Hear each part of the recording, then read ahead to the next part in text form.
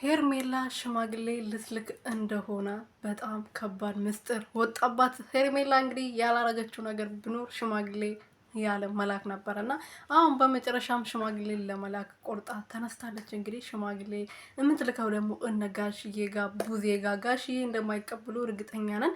ቡዜ ግን ትቀበላለች በደንብ አድርጋ ማለት ነው። የምትቀበለው ደግሞ ሩቲን ለማናደድ ነው እንጂ ወዳ ፈቅዳ ፈልጋ አይደለም። ምክንያቱም ሄርሜላን አትወዳትም።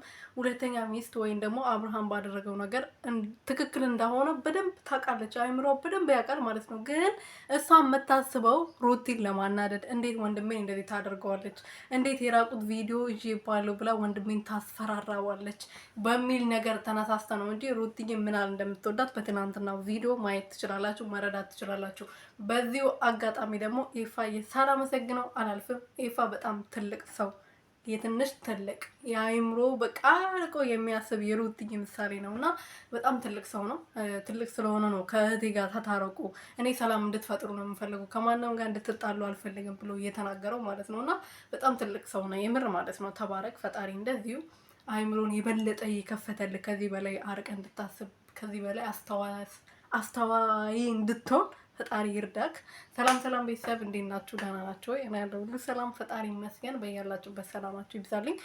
ለዚህ ቻናል አዲስ የሆናችሁ ሰብስክራይብ፣ ሼር፣ ላይክ እያደረጋችሁ ቤተሰብ እንድትሆኑበት እና እየጠየቅኩኝ ሩትዬ ትላንትና ባረገችው ነገር የሩትዬ እህቶች በጣም ተናደዋል። ለምን ይቅርታ ትጠይቃለች? ለምንድን ነው ከአብርሃም ማትርቀው? ለምንድን ነው በአብርሃም ዙሪያ የምትገኘው? ለምን የራሷን ህይወት አትኖርም? እሷ አልፈልጋትም ብሎ በግልጽ ተናግረዋል። በሁለቴ ሶስቴ አራቴ ይሆናል። ትላንትናም ተደግመዋል ማለት ነው።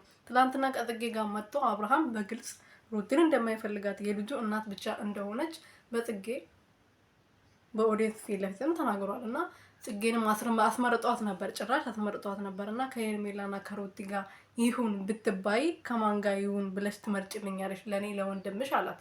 እና ጽጌም ደግሞ ግራ ተጋባች ማለት ነው። እኔ ግን ጽጌ ለምን ግራ እንደተጋባች አላቅም። ያው አንተ በወደድከው ነው የሚሆነው፣ እኛ በፈለግነው በወደድ ነው ሳይሆን አንተ በፈለግከው ስለሚሆን ይሄ ነው ብዬ መናገር አልችልም ብላ ተናግራለች። እሱ ልክ ነው። ከሄርሜላ ጋር ሁን ብትለው እሷ ስላለችው አይሆንም። ከሩታ ጋር ይሁን ብትለው ደግሞ እሱ ስላለ አይሆንም። እሱ በፈቀደው ነው አይደለም የሚሆነው። ግን እዚህ ጋር አንተ ማነክ ነው ጥያቄው። አንተ ማነክ እንደዚህ የምትመርጠው? ሩታ ሄርሜላ የምትለው አንተ ምንድነክ? ማነክ? አንተ ብቻ ነው እንደ ወንድ ያለከው? በኢትዮጵያ በሙሉ ወንድ አለ አይደል እንዴ? ከአንተ በላይ ብዙ። ትናንትና አይታችሁታል፣ በደንብ ሰምታችኋል። አቢባ ቤት ገብታ የተናገረችው ልጅ ማለት ነው። ተጣልተዋል ማለት ነው። እና አረ ይሄንንማ በቃ